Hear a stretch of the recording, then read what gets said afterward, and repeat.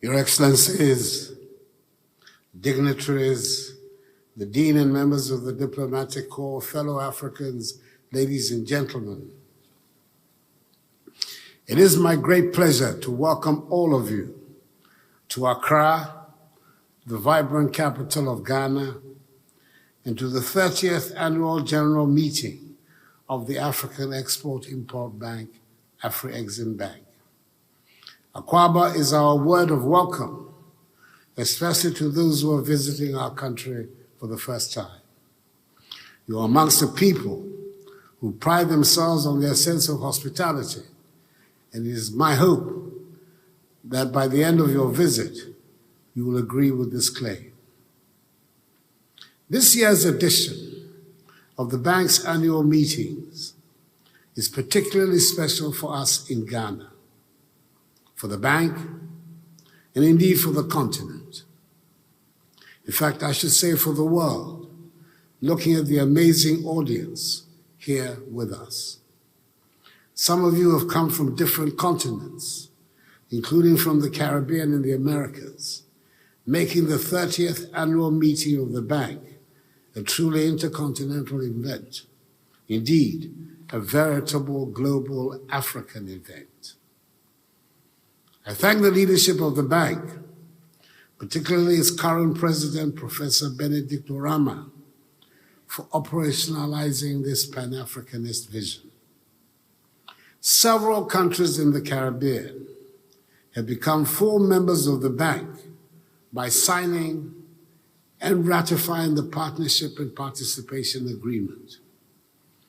By increasing trade flows on both sides of the Atlantic, we're moving away from the rhetoric that has characterized the relations between our kith and kin in the African diaspora to creating and sustaining a dynamic relationship between communities and peoples who are united by a shared history and culture.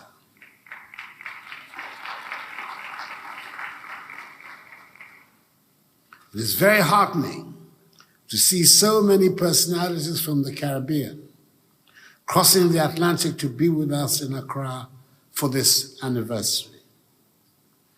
This recalls the spirit of the Year of Return that I launched in 2019, which saw hundreds of thousands of the African diaspora family from the Americas and the Caribbean coming back home to Ghana to renew their blood, cultural, and historic ties. One of the most prominent of such returnees was the Prime Minister of the Government of the Republic of Barbados, the Honorable Mia Amor Motley, QC.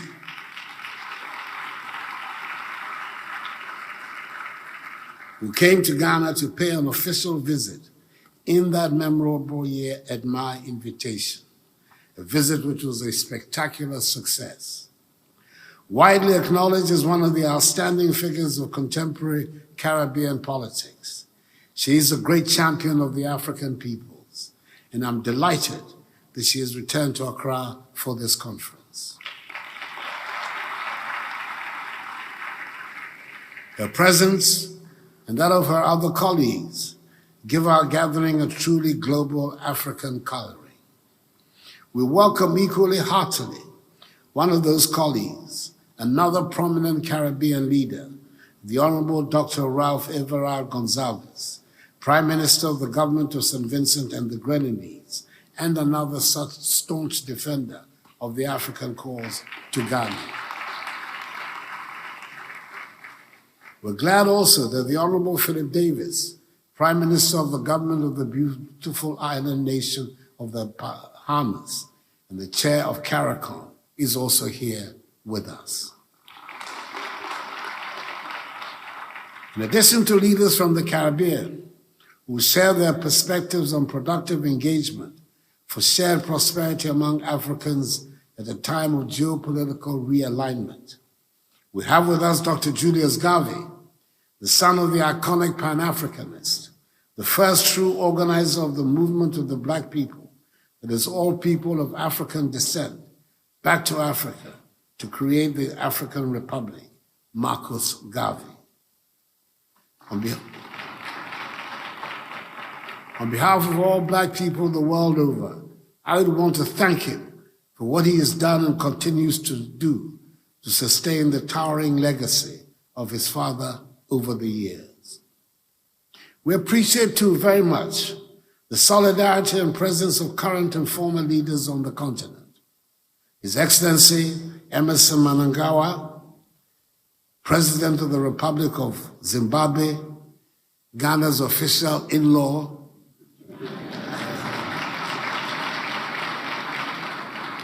His Excellency Dr. Lazarus Chakwera, President of the Republic of Malawi, His Excellency Dr. Patrice Trovoada, Prime Minister of the Government of the Democratic Republic of Sao Tome and Principe,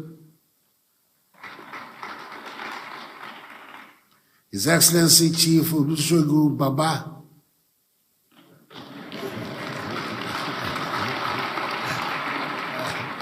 I should add Obasanjo as well. The former President of the Federal Republic of Nigeria, His Excellency Mahamadou Issoufou, the former President of the Republic of Niger, and the architect of the African Continental Free Trade Area Agreement, and His Excellency Haile Mariam Desalegn, former Prime Minister of the Government of the Federal Democratic Republic of Ethiopia. This event is also very special because it is the 30th anniversary celebration of the founding of the bank, whose first financial transaction was a Ghanaian one, the Ghana Cocoa Board transaction, which is now displayed in the bank's corporate museum in Cairo.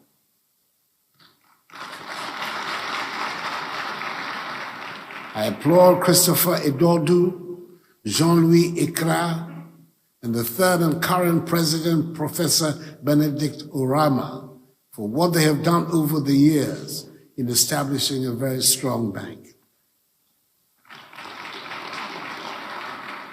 But Afri-Exim Bank is not just a great African institution committed to history, but it is all very committed to the development of our continent and of countries in the African diaspora.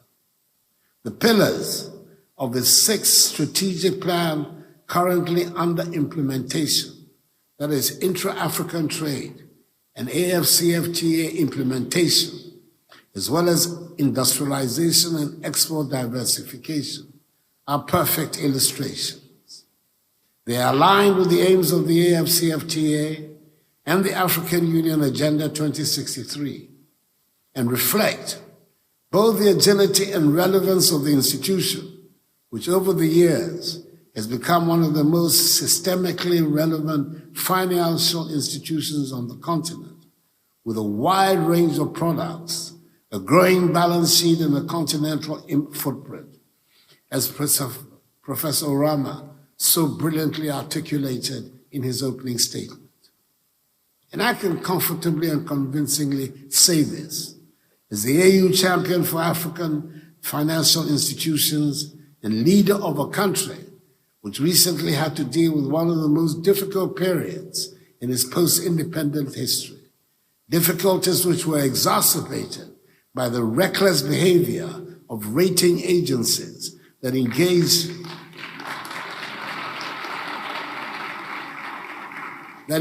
in pro-cyclical downgrades, shutting Ghana out of capital markets and turning a liquidity crisis into a solvency crisis.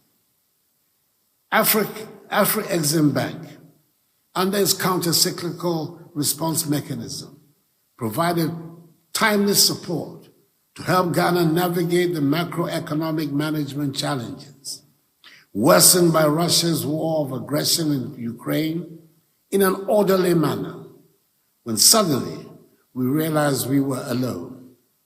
The country which had become, quote, the favorite child of bondholders and had successfully gone to market at the height of the pre-COVID-19 downturn was suddenly shut out of international capital markets. It is often said that you know who is truly your friend when you are in trouble, and is rightly stated by Dr. Martin Luther King in that often cited quote, In the end, we'll remember not the words of our enemies, but the silence of our friends, unquote. When you're dealing with powerful international financial institutions, it is important to have your own powerful financial institution.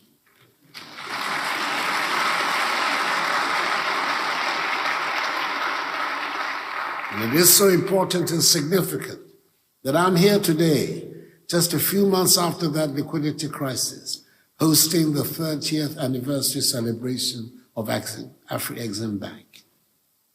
What I have just said about the great relationship between Afri-Exim Bank and Ghana, most of my colleagues in this room and across the continent and the Caribbean could say the same thing. What would have happened to the continent that was still heavily commodity dependent in 2015, 2016, when what was called the commodity super cycle suddenly came to an abrupt end? When the same global financial institutions and international investors were exiting the continent en masse, weakening our currencies in the process, and further aggravating macroeconomic management challenges. Afri-Exim Bank quickly put together a counter-cyclical trade for liquidity facility to help member countries bridge the significant trade financing gap confronting them as a result of the adverse commodity terms of trade shocks. In the process, averting the cascade of trade payment defaults, which could have turned a liquidity crisis into a longer-lasting solvency and banking crisis. The $10 billion adjustment fund, which is being established by the bank in collaboration with the AFCFTA Secretariat to support countries to participate effectively in the AFCFTA, as well as the implementation of the Pan-African payments and settlement systems, which will help ensure that helpful financial mechanisms are in place to support intra-African trading, are positive steps that bode well for our rapid collective growth and development. What would have happened to the continent and to our brothers and sisters in the Caribbean after the outbreak of COVID-19, when most of us could not access either personal protective equipment or vaccines in a new and amazing world of vaccine nationalism? Working closely with the African Center for Disease Control, UNECA, and the AU envoy for COVID-19, Strive Masiyiwa, Afri-Exim Bank developed quickly the African Vaccine Acquisition Trust, AVAT, which through pooled procurement at the continental level suddenly turned us into a powerful force in the global marketplace that nobody could any longer ignore. More than saving lives, the development and effective operationalization of AVAT was a game-changing moment for the continent, or should I say for the Pan-Africanist revival, as it brought together Africa and the Caribbean in one of the most critical moments of their mutual history, where access to vaccines was the dividing line between life and death. Today, I dare say the power and commitment of one of the most relevant financial institutions in our continent put African lives before its bottom line and financial ratios.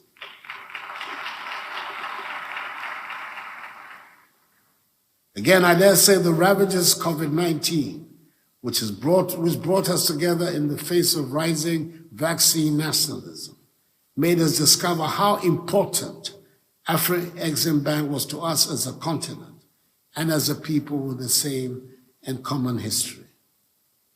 The continued growth of Afri-Exim Bank and development of Africa, again I should say of African countries around the world, have become so intertwined that the question is no longer what we should have done in the face of these major causes if Afri-Exim Bank had not been there. Instead, the key question for us gathered in Accra today is what should we be doing for Afri-Exim Bank to enable it serve us even better and to help us navigate the challenges associated with the stickiness of the colonial development bottle of resource and extraction, globalization, and heightening geopolitical risks, which are likely to persist in the medium and long term. And here, I'd like to wear my hat of champion of the African Union financial institutions. But before I share my reflections on perspectives on the way forward in that capacity, I'd like to make one general assessment. In the past, we have created highly promising financial institutions just to abandon them before they could even stand on their own, let alone grow into global financial institutions. The reality is that unless we have strong financial institutions, we are not going to develop. As we've learned over the past decades, relying on foreign capital is both risky and costly. It has resulted in huge financial leakages through the high costs of default-driven borrowing rates and interest payments, and undermined the growth of our financial institutions, domestic resource mobilization, and private sector development through cost of funds. The ownership of our financial institutions should be strengthened over time to enhance continuously their development and relevance. Two interventions are important to strengthen the development impact and financial wherewithal of our development financial institutions. They are capital and effective coordination with the African Union. Regarding the first set of intervention, capital, I want to reiterate that despite consistent efforts made by many African governments, including during extremely difficult macroeconomic and global operating environments, our development finance institutions remain highly undercapitalized. Just to provide an illustration and order of magnitude, the Japan Bank for International Cooperation has a share capital of some 19 billion United States dollars. China Exim has a capital of 54 billion United States dollars, whereas Afro-Exim Bank has a capital of some 6 billion United States dollars, which excludes the most recent contribution by countries supporting the ongoing general capital increase. More importantly, we need to evaluate whether this 6 billion capital is sufficient to play that catalytic role of accelerating the creation of the market with a potential combined GDP of some 3.4 trillion United States dollars for our continent. Similarly, I implore the bank's management to work to develop and implement an aggressive strategy to upgrade the bank's current credit rating from BBB to A. This will require continued strengthening of your governance and management structure, as well as personnel. I thank the leaders of those countries and encourage those who have not yet contributed to the ongoing general increase to do so. Those who can afford should consider going beyond their allocated shares. The bank has consistently paid dividends to its shareholders over the decades. As governments, our contribution to the capital of the bank is not only a good investment, but also the best way to support the development of our private sector by increasing access to and lowering the cost of funds to sustain private investment and economic growth. I believe that if we were able to gain greater control over the huge earnings that emanate from our extractive sectors and to plug the holes that permit significant outflows of illicit funds from the continent, we would be in a better position to assemble the monies necessary to strengthen the capital of Afro-Exim Bank.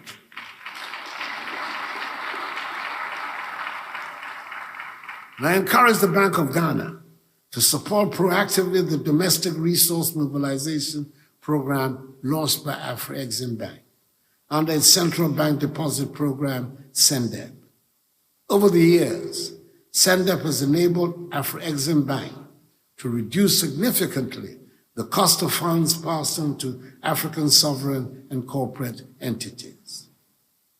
Regarding the second set of actions, focusing on the level of engagement with our developing financial institutions, it is important to strengthen coordination with these institutions to make sure that they are working consistently for Africa and the African diaspora, supporting their development agenda and implementation of their national development strategies.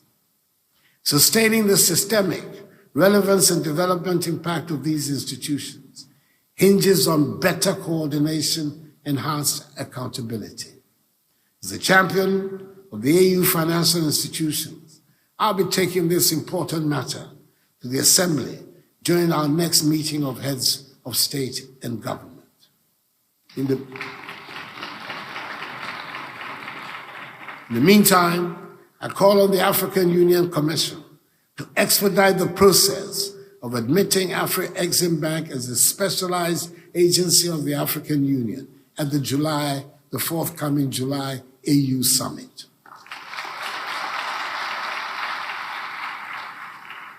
Afro-Exim Bank has played a major role in the development of our countries over the years and is expected to play an even more important role during the implementation of the AFCFTA.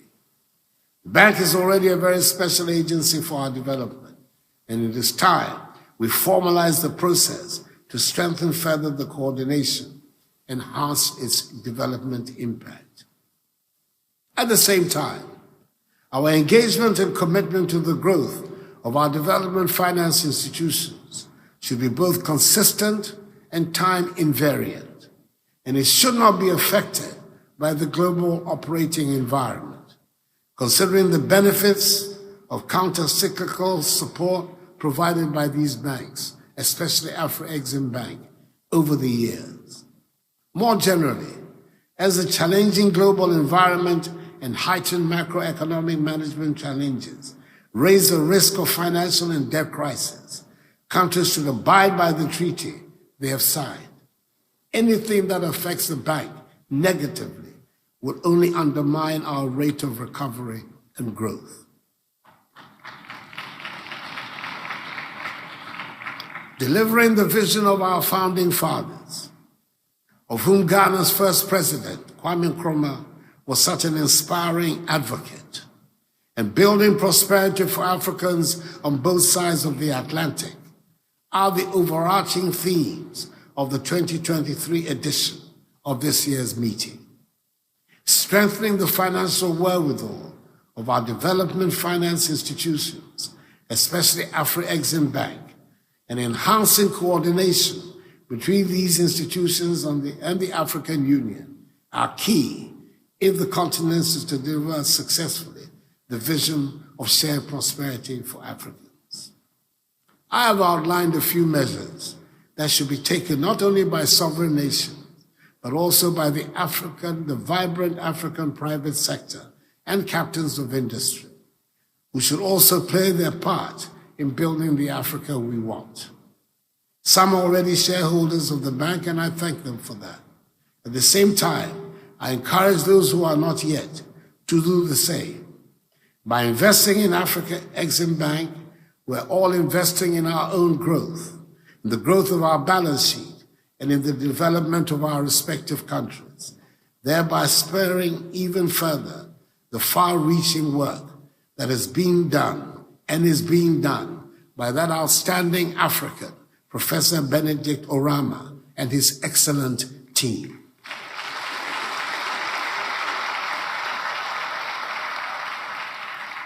I am comforted by the array of expertise available to us. Now more than ever, it has become urgent to take the necessary steps to transition us towards becoming a resilient continent. Africa has to exploit her productive capabilities collectively and build the capacity of our continental development banks in order to realize the Africa we want and an Africa beyond aid. Accordingly, ladies and gentlemen, Your Excellencies, it is with great pleasure that I declare the 2023 edition of the Annual General Meetings of Afro-Exim Bank duly open.